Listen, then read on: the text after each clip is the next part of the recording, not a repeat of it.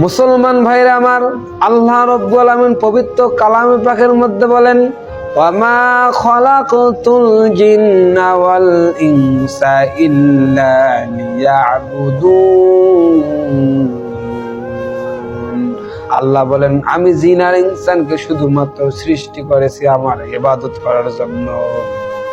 আল্লাহ পাক রব্বুল আলামিন আমাদেরকে ইবাদত করার জন্য সৃষ্টি করেছেন, অথচ আমরা দুনিয়ার রং তামাশায় পড়ে আল্লাহ পাক যে ইবাদতের জন্য সৃষ্টি করেছেন এই কথাটা আমরা ভুলে গেছি। কথা বলেন ঠিক কিনা?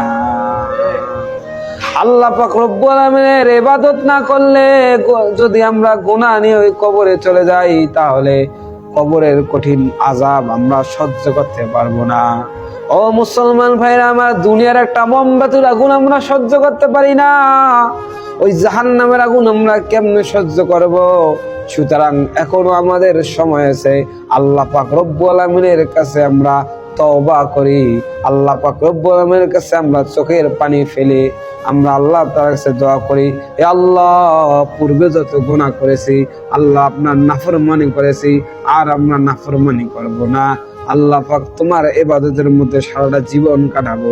সুতরাং আজকে এই ঈদের ময়দান থেকে আমরা আল্লাহ তাআলার কাছে দোয়া করব, আল্লাহ পাক যেন আমাদের মাফ করে দেন, এবং এখান থেকে আমরা তওবা করব, বাকি জিন্দেগিটা যেন আমরা আল্লাহ পাক রব্বুল আলামিনের হুকুম মোতাবেক চালাতে পারি।